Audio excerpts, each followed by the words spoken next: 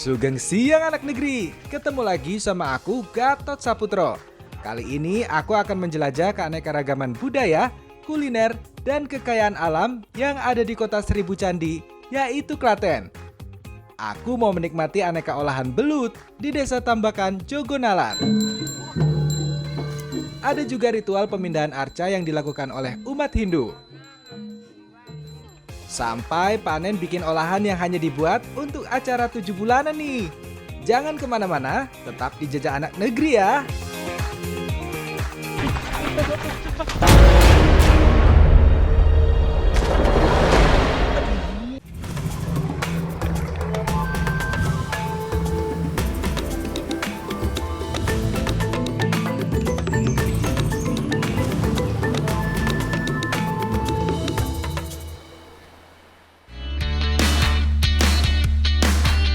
Cuaca hari ini cerah, pas banget buat goes.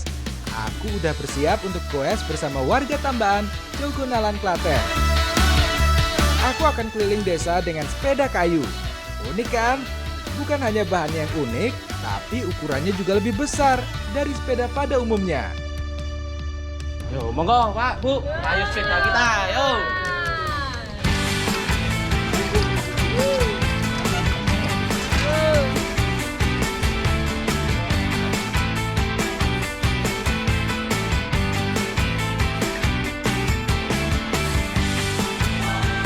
Aku bersama warga desa Tambakan mengayuh sepeda keliling untuk menikmati keindahan alam berupa hamparan sawah.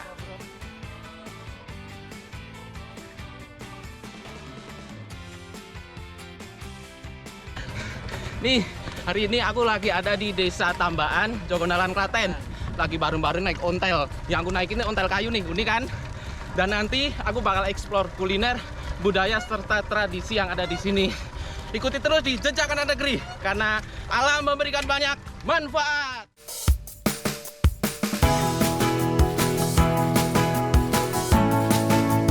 Wah, goes dengan sepeda kayu capek juga ya. Harus istirahat dulu nih. Aku belum terbiasa nih naik sepeda kayu kayak gini, jadi capeknya kerasa banget. Tapi yang jadi uniknya itu, tradisionalnya kerasa banget. Nah, sambil istirahat, aku mau nyobain karak atau kerupuk kering yang udah digoreng.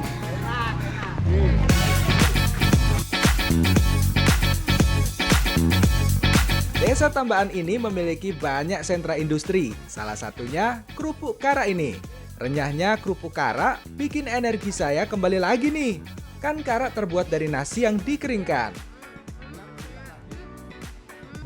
Pak, kok tak patus belutnya nggih? Belutnya pada tak masak.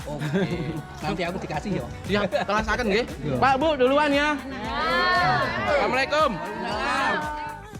Nah, sekarang aku mau ke pusat sentra industri belut di Jogonalan.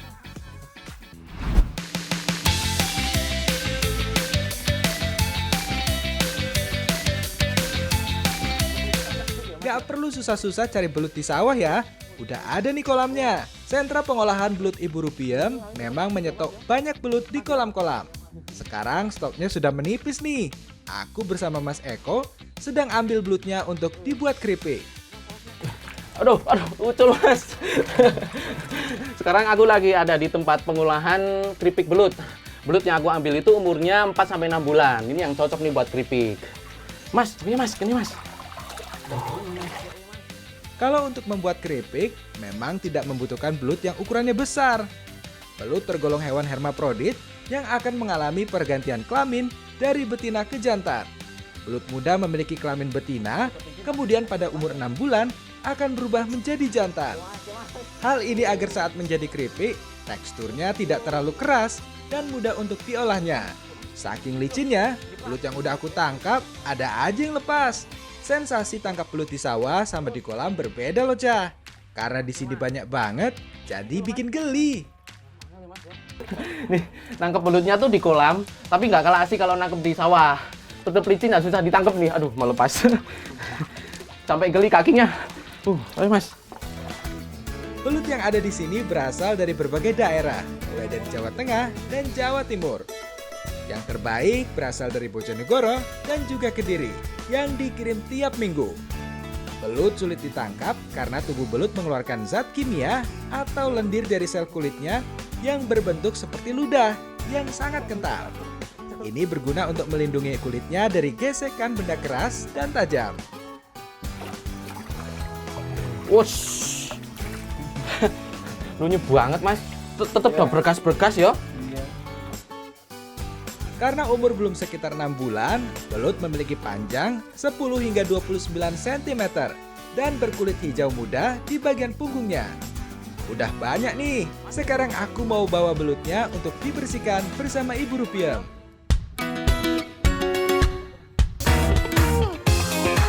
Sekarang aku harus bersihkan belutnya bersama Ibu Rupiem. Caranya cukup unik nih.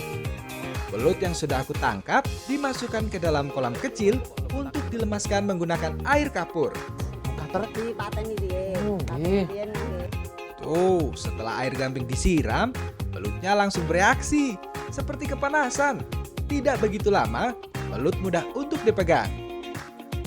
Nah ini nih, sebelum dipotong agar memudahkan belut ini dibersihkan, ini direndam dulu pakai air gamping. Tujuannya agar melemaskan belutnya dulu nih yang udah lemes kayak gini nih. Jadi gampang mau dibersihkan. Sekarang belutnya sudah bisa dibersihkan. Dengan menggunakan pisau kecil, sayat bagian bawah belut dari leher hingga ekornya.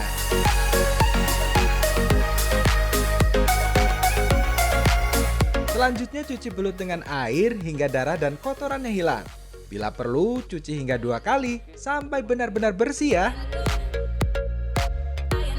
Udah bersih nih, sekarang tinggal dibikin adonannya. Menusik nih Bu, tak butuh berikong nggih. Adonan untuk membuat keripik belut terdiri dari campuran tepung terigu, ketumbar bubuk, dan garam.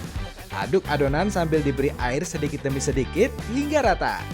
Adonan yang dibuat tidak boleh terlalu kental atau encer ya, biar keripiknya lebih renyah. Ini siap digoreng Bu. Pak, niki Pak pun siap digoreng. Adonannya pun dados ngian. Gorengnya harus dengan minyak yang panas dan besar ya, agar matangnya cepat dan rata. Belutnya tinggal dicelupkan ke dalam adonan, lalu langsung dimasukkan ke dalam wajan yang panas. Harus cepat ya, biar muat banyak. Pak, adonannya pun siap niki Pak. Belutnya dimasukkan digoreng nggih. Ngeten nggih. Langsung masukin. Gak perlu banyak dibalik, tunggu sampai keripik berubah warna, baru diangkat. Biasanya di sini mulai goreng belut dari jam 6 pagi hingga jam 6 sore, dan gak boleh berhenti. Boten kepanasan toh? Sing samping gorengan terus ngeten iki. Murino Mas, kali di anggi kipas, dibantu kali kipas Mas. Boten. Untuk menggoreng belut, Ibu Rupiem mendatangkan kayu dari berbagai tempat di Jawa Tengah. Yang dipakai kayu berbatang keras seperti kayu pohon mangga dan nangka. Untuk proses penggorengan ini dilakukan 2 kali. Yang pertama yaitu digoreng basah dan yang kedua digoreng kering. Waktu untuk menggoreng basah sekitar 10 menit karena untuk membuat belut dan adonan matang. Pak niki sampun garing panekan pundi? Niki Mas. Oh nggih. Amit nggih. Nggih.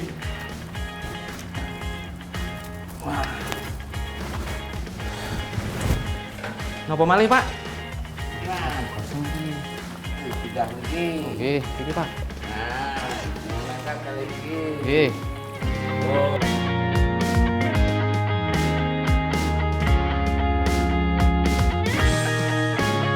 Pak niki sing tasih basah pripun? Oh, di kali mriki Mas. Nggih. Sithik. Pundi? Niku gane leongkai niku. Nggih. Prikirin nggih. Nggih. Nah, niku Mas. Ah niki siap goreng kering. Ya. Atas Nggih. satu Mas. Langsung cemplungaken mawon. Untuk goreng kering tidak membutuhkan waktu lama, sekitar 5 hingga 7 menit saja ya, biar keripiknya makin crispy. Goreng yang kedua harus diperhatikan ya, jangan sampai kelamaan, bisa-bisa gosong deh. Wah, jadi penasaran nih aku sama keripik belut yang udah digoreng 2 kali. Kayak apa sih rasanya?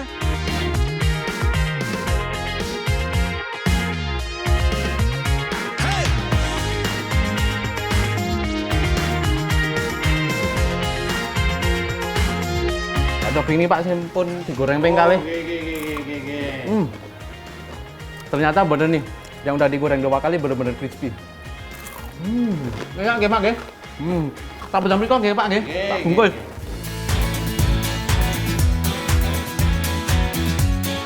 Nah, kita nikmati bersama-sama aja yuk. Nih, belut crispy-nya udah jadi, nggak sabar mau nyoba. Monggo Pak, Bu, didar sareng-sareng. Cah, podo ngerti ora? Kalau belut memiliki nilai cerna protein yang sangat tinggi, sehingga sangat cocok untuk sumber protein bagi semua kelompok usia, dari bayi hingga lanjut usia. Wah, mantep Pol! Tekstur dari belut crispy ini tuh renyah, apalagi ada tambahan bumbunya dari daun jeruk. Rasa gurihnya juga wangi, dapet banget nih. Apalagi tadi udah digoreng 2 kali. Jadi makanan itu bisa awet sampai 6 bulan. Dijadikan camilan aja udah enak, apalagi kalau dijadikan pengganti kerupuk. Wah, makin mantap rasanya.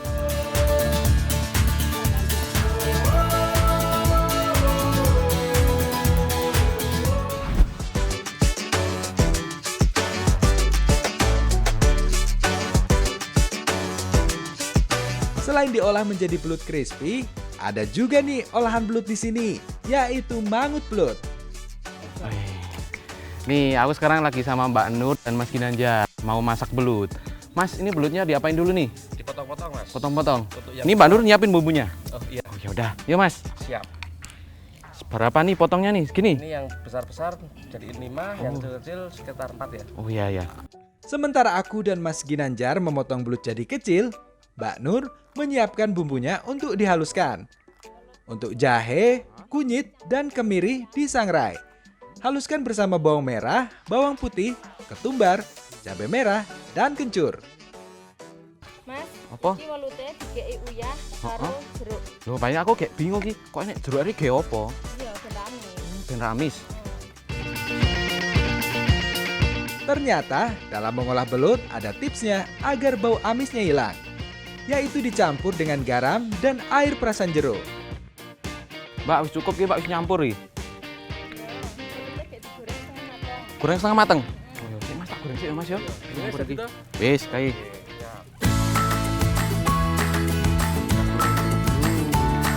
Sekarang aku mau goreng belutnya, tapi setengah matang aja ya. Biar lebih beraroma, aku gorengnya pakai minyak kelapa nih. Baik kan digoreng setengah mateng. Lah tandane kita setengah mateng iki piye? Ya kira-kira ini ora garing banget. Oh, no. Oh, no toh. Nah, ini nih kalau mau goreng belut, dibikin mangut, masaknya awalnya digoreng setengah mateng biar nanti bumbunya lebih meresap. Belutnya udah aku goreng semua. Sekarang saatnya aku tumis bumbunya. Wis mateng. Mbak longone pas lagi. Longone pas. Oke, cukup. Cukup. Ini Dek minyak yang panas iki lho. Komplit iki bumbune iki. Tenan ya. Wis seneng. Untuk membuat mangut, tumis bumbu hingga aromanya keluar.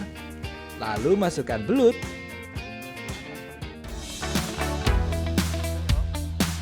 Tambahkan santan cair, aduk hingga rata. Beri gula pasir, merica, dan cabai sesuai selera ya. Kalau mau pedas, tinggal tambahkan cabenya. Wis, Mbak. Wis diungkep. Bumbu resep. Berapa menit iki mateng iki? Terus 10 menit. Masak nyemek. Kalau sudah diungkep, apinya harus kecil dan stabil ya, biar matangnya rata. Untuk mangut belut, kuahnya memang tidak terlalu banyak, karena bumbunya akan dibiarkan meresap ke dalam daging belutnya. Nah, kalau airnya sudah berkurang, mangut udah matang nih. Siap deh untuk disajikan.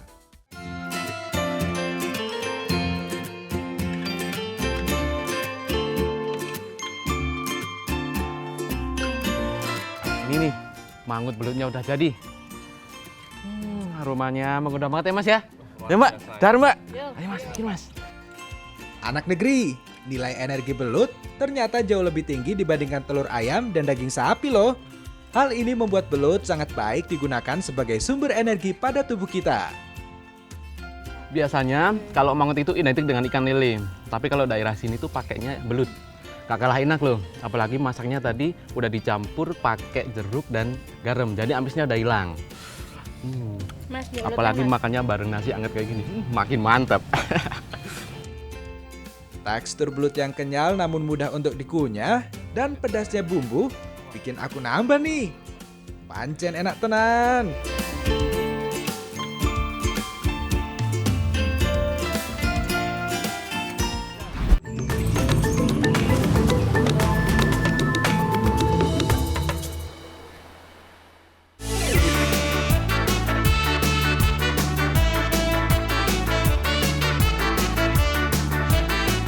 Asik banget nih, habis ambil janur, jalan-jalan dengan pemandangan sawah. Loh, kok ada Mas Rizal? Mau kemana ya? Aku ajak balapan aja lah mumpung sepi. Aku mesti menang. Banter-banter ono meh balapan mau piye? Ayo, Oh, siap. Oh, aku dicek iki. Loh, ternyata sepedaku nggak ada remnya. Waduh.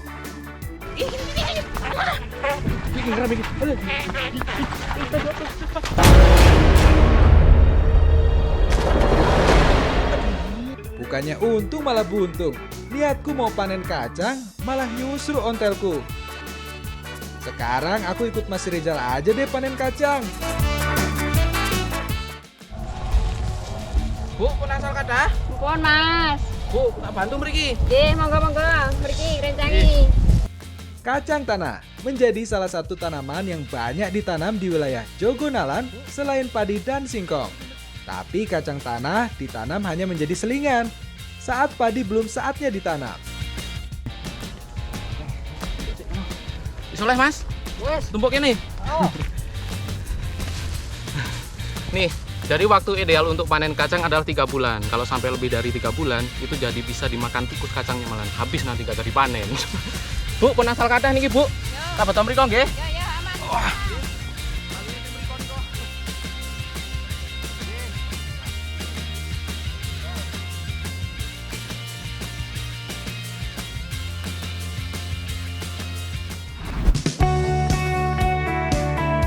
Nah, kalau bicara soal panen kacang, ada kebiasaan masyarakat Jogonalan Klaten yang mengolah aneka jenis kacang-kacangan dalam sajian nasi pontang. Nih, aku sekarang lagi bantu bapak-bapak buat bikin pontang. Nanti pontang ini bakal kita gunakan untuk hidangan kendurenan. Nih, kalau udah jadi kayak gini nih yang udah jadi. Pontang sendiri merupakan tempat makan yang dibentuk dari janur.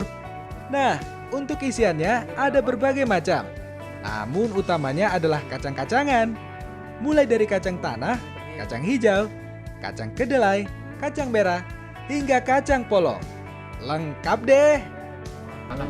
Oh nggih. Nggih mun dadi Mas. Betul mriko nggih. Nggih, diserahke ibu-ibu men disi masakane. Nggih, siap. Masakane kita. Setelah bantu bapak-bapak bikin pontang, sekarang aku bantu ibu-ibu menyiapkan masakannya. Wah, bantu napa niki Bu kula, Bu? Goreng kacang-kacangan niki, Mas. Santen niki. Iya, digoreng kabeh. Kalian apa malih? Siji-siji ya, Mas, sing goreng. Kali ngetes niko. Pun mateng niko, Bu. Wis mateng lah ya. Dasrin. Heeh, wis suwe ka mau. Aku harus menggoreng 7 jenis kacang berbeda untuk membuat nasi pontang. Sekarang aku lagi bantu ibu-ibu buat masak nasi pontang. Yang unik itu, ini pakai 7 jenis macam kacang. Salah satunya adalah kacang tanah yang udah aku goreng kering tadi. Ini merupakan hasil alam di sini. Bu, niki pun matang sedaya, Bu. Sebenarnya isian nasi pontang sederhana, namun macamnya banyak. Setelah kacang digoreng, lalu ditumbuk halus. Salah satu sajian yang unik adalah tonto yang terbuat dari parutan kelapa yang dibentuk bulat lalu digoreng. Ini wajib ada kalau bikin nasi pontang.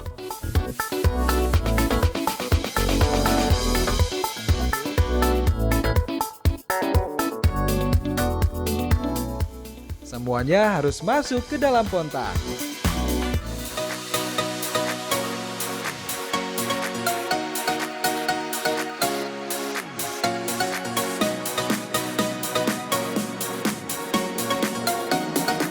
Monggo didahar sareng-sareng. Oh, iya, bentar. Ini Mbah, Sumit. Wah, kok sisa setunggal nih? Nah, ini nih. Nasi pondangnya udah jadi. Masyarakat Desa Tambaan, Jogonalan, Klaten biasa menggunakan nasi ini untuk acara 7 bulanan. Ini udah komplit isinya, jadi proteinnya banyak banget. Monggo, Didar. Makna dari nasi pontang dalam acara mitoni atau 7 bulanan, yaitu bentuknya yang menyerupai kapal. Dimaksudkan dalam kehidupan, harus bisa menata diri dan pikiran, karena perjalanan Bahtera selalu pontang-panting, mengikuti gelombang kehidupan. Rasa dari nasi pontang ini dominan nggak pedas, apalagi dari tontonya nih. Gurih karena isinya ada kelapa, dan untuk udangnya rasanya manis, apalagi tambah kerupuk sama rempeyek. Renyah banget. Lengkap gitu rasanya. Untuk isi dari nasi pontang sendiri adalah wujud syukur dan terima kasih kepada sesepuh yang ikut mendoakan si jabang bayi dan ibunya.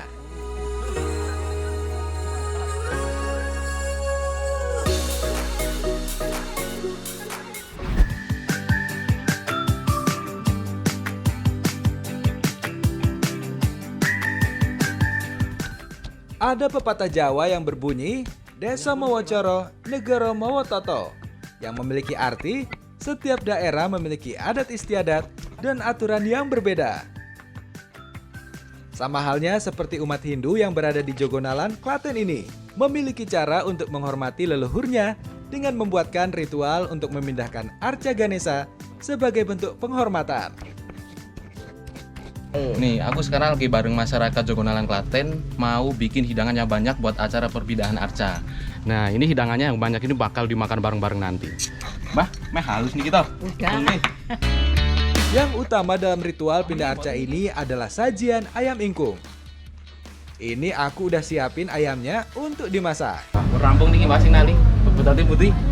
Kita mereka direbus. Dimasakin nggih? Nggih, dimasakin nggak Sudah, Bah. Nggih.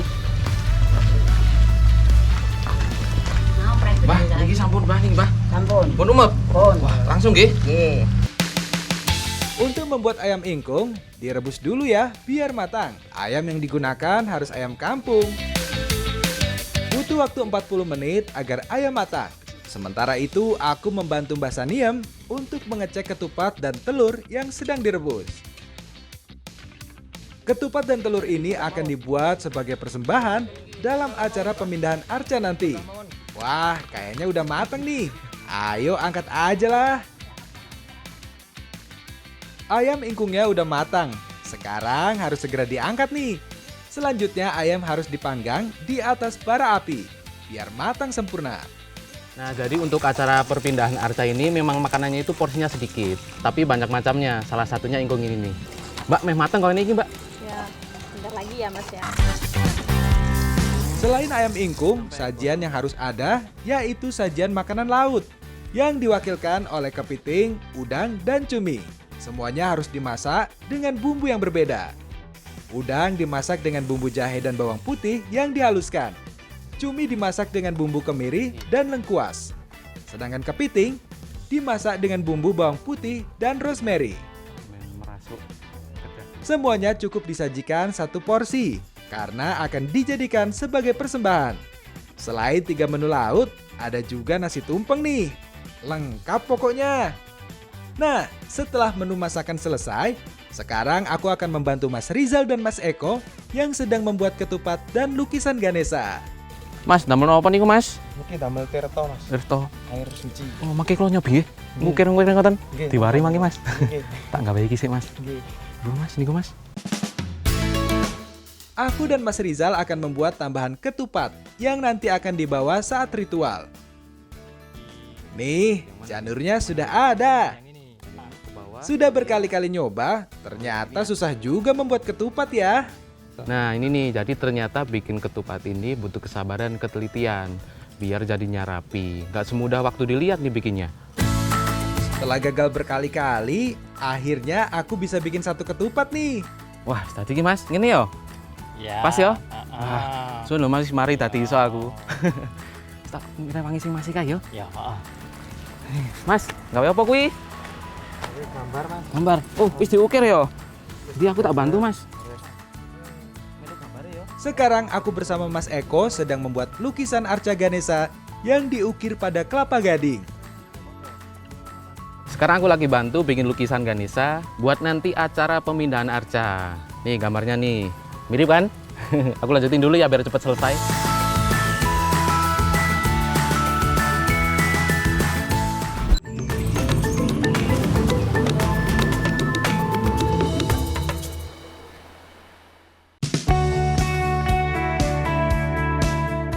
Nah, semua persiapan sudah selesai nih.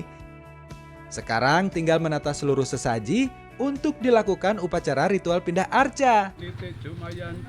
Setelah semua sesaji diletakkan pada meja sesembahan, acara dibuka dengan atur piuning. Ini sebelum melakukan pemindahan arca, masyarakat daerah sini biasa melakukan sembahyang bersama dengan sesaji tadi yang sudah kita buat. Ini fungsinya adalah untuk mendoakan para leluhurnya. Setelah atur piuning, rangkaian kegiatan dilanjutkan dengan memberikan persembahan kepada leluhur keempat sudut mata angin yang mengelilingi lokasi ritual. Selanjutnya, prosesi kirap dilakukan menuju lokasi arca untuk melakukan ritual inti. Pemindahan arca ini tidak bisa dilakukan secara fisik, melainkan hanya spiritnya saja, yaitu dimasukkan ke dalam kelapa yang udah dilukis ini.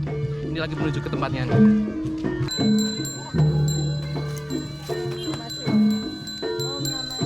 Dengan diiringi lantunan gamelan, para sesepuh melakukan ritual untuk memindahkan spirit arca Ganesha ke dalam kelapa gading yang telah dilukis. Selanjutnya, kelapa gading dibawa kembali menuju lokasi baru. Sesampainya di lokasi, rombongan kirap disambut dengan tarian penyambutan. Lalu arca Ganesha diletakkan pada punden yang menandakan ritual telah selesai. Nah, jadi arca Ganesha ini setelah dipindah spiritnya diposisikan pada posisi atas, karena ini merupakan lambang atau simbol ilmu pengetahuan dan kecerdasan.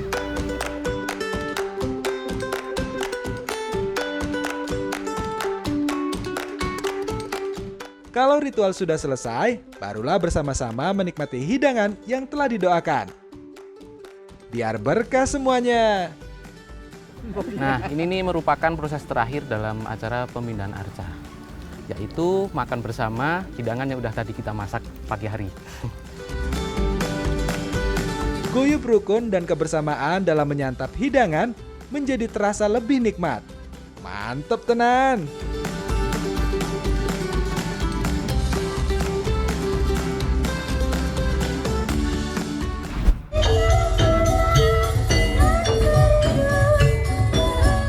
Nah, selesai melakukan ritual pindah arca, sekarang aku mau refreshing nih. Kebetulan ada acara jatilan yang diselenggarakan oleh para pemuda. Jatilan sudah seperti pesta rakyat, karena semua masyarakat antusias untuk melihat grup jatilan beraksi. Karena serunya, aku jadi ikut menari dalam pentas jatilan. Masyarakat daerah sini setelah selesai melakukan pemindahan arca, ini biasa mengadakan kegiatan hiburan, yaitu salah satunya kesenian jatilan seperti ini nih. Jatilan berasal dari dua kata dalam bahasa Jawa, yaitu jan yang artinya benar-benar dan tiltilan yang artinya banyak gerak. Dalam tari jatilan, para penari terlihat mempertontonkan banyak aksi yang menyimbolkan kegagahan seorang prajurit di medan perang. Mereka bergerak bak aksi menumpas musuh dengan pedangnya sambil menunggangi kuda yang berderap kencang. Namun dalam aksinya, penari jatilan tak menunggangi kuda sungguhan, melainkan menggunakan kuda tiruan yang dibuat dari anyaman bambu atau kulit binatang. Kuda ini kemudian disebut sebagai kuda kepang. Lihat aja antusias penontonnya, sangat ramai dan membludak. Seru banget menikmati kesenian daerah yang masih terjaga hingga saat ini.